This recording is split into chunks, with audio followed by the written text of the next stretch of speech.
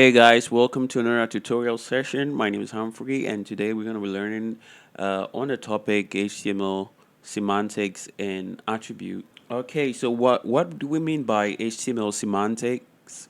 HTML semantics, by that I mean introducing tags that have a hint or denote the content that it introduces onto your document or into your document, which means if you, for example, want to put a paragraph, then you have to use a paragraph tag. That is quite semantic in a sense. But in HTML, in the previous versions of HTML, instead of spelling out the whole paragraph, you use P.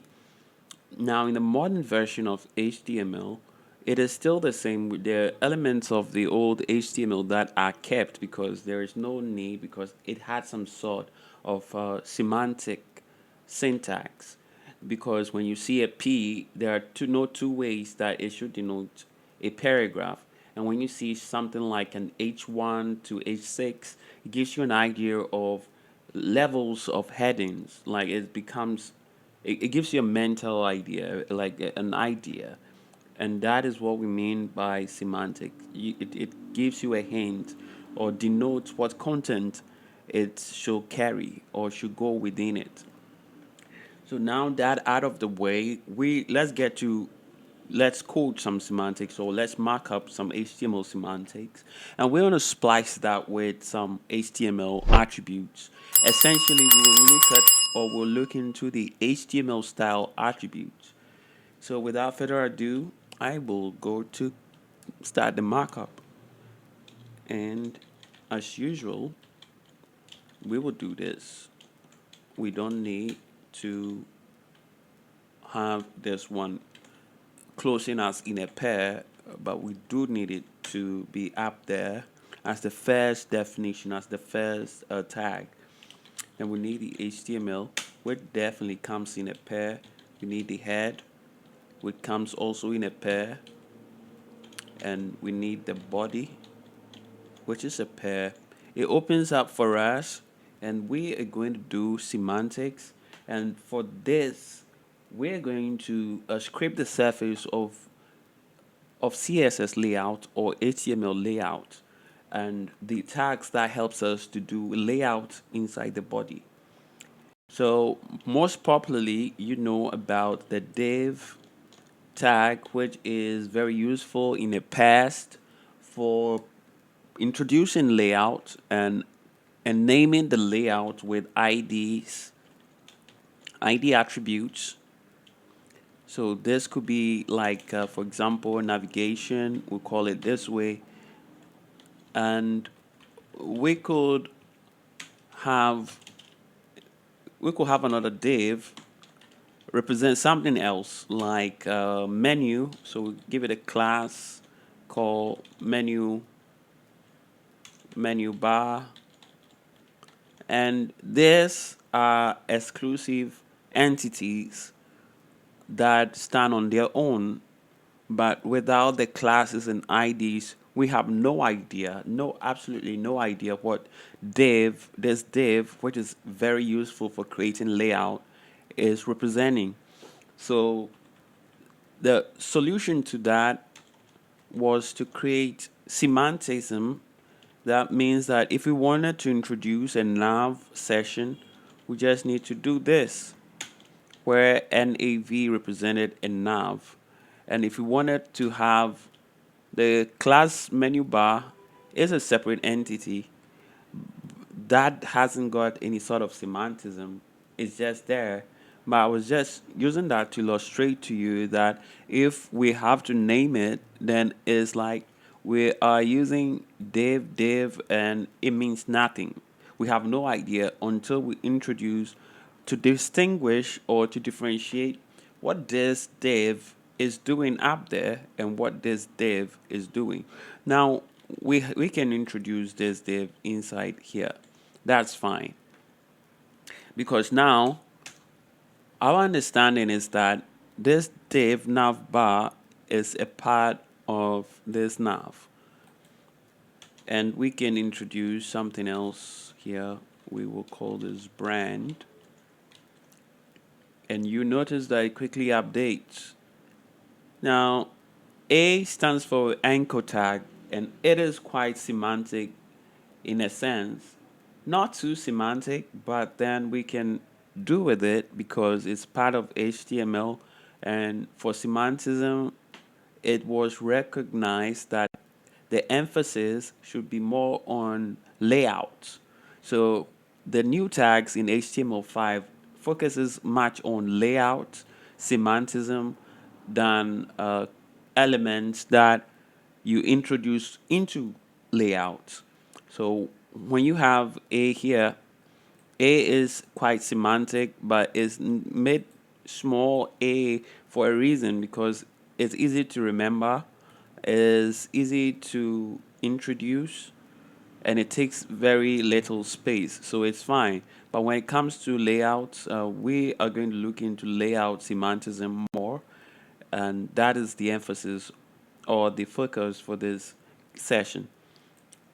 So now with this and this menu bar in view, we can go ahead and enter into that a bunch of links that represent home, and another link that will represent about, another link that will represent contact. So this is already taking shape and form, and it's giving you the idea or the reason why we have it in our document. Now let's get everything tidied up. Now, when you write HTML, there is something that is called indentation. Indentation and all that is to make sure that the the code you write is readable and it is legible enough for other programmers or coders to follow your code and make edits along with you. So if it is not clear, it is cumbersome, and it's not neat enough, then you might even have or run into problems maintaining your code. So all that I did just moments ago is to indent it. Indent the links, make sure they are, and indent the group we have for the menu bar, distinguish it from this.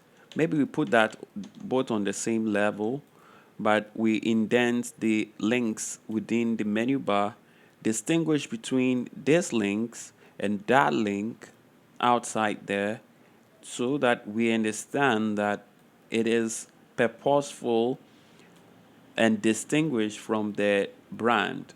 These are a bunch of links that should help us navigate our website to various portions of our website or other external pages of our website. So that is what this nips and links helps us to do. All right, that said, we need to structure it to look more like a navigation menu bar.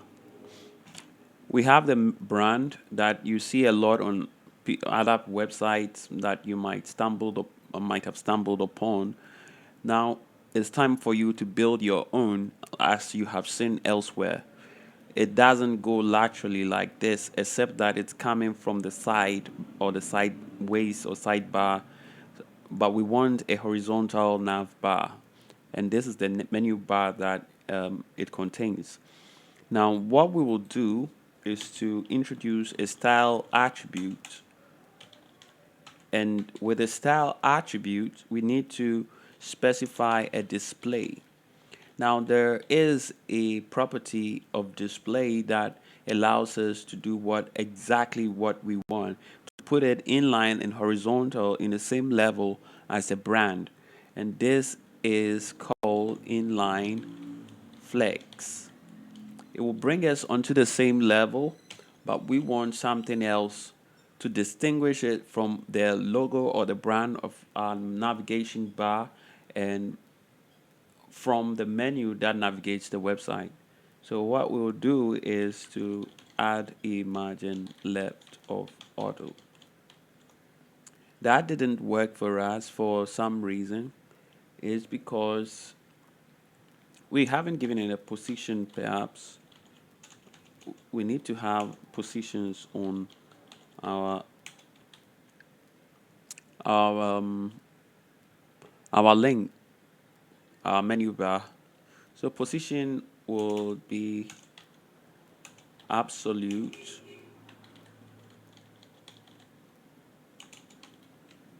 my head. Position absolute, and we give it a gap of 10 pixels. That is already looking great. And right of 0. Maybe that does it. That should do it for us. But because we use right of 0, this margin left auto is meaningless. It wouldn't affect us. But for the sake of this position absolute, that's why we're able to do this. So we will take that absolute off. And you notice it reverts back to that position that were when we created it. So we need a position. And what this position does, it helps us to lay out our object on our HTML or other parts of our HTML to the left, to the side, to the left, to the right, to the top, or to the bottom. Without this property, this is invalid. If we take the absolute off, it will collapse. If we bring in the absolute, then the right is valid. And the gap is invalid if we don't put inline flex. So they are all dependent upon each other, and these are called CSS rules. We will get that into more. We'll get into more details on CSS rules, but for the purpose of semantics, now you see that our navigation bar, which is for our website, has taken shape. It's looking more like a navigation bar that you have seen before somewhere. So this brand could be anything. It could be MTN, MTN Ghana's website. So it becomes a website for MTN, or we make it MTN GH. So it becomes a website for MTN GH. In order to style it with HTML, we can make it bold like this, and we can also make it a little interesting or emphasized with the M tag like that. So we can make it interesting and emphasized like that. But it doesn't look cool. I don't know about you, but it doesn't look cool. We just need it to be bold. Put our MTNGH in there. And you know that it's already looking fabulous. And that should be it for this session. So hopefully in this session you have learned something about HTML semantic. That is this. And you have also learned about the style attributes. You have learned why we use the HTML semantic tag nav instead of using, let's say, div ID nav. If there are any questions, please feel free to shoot it my way.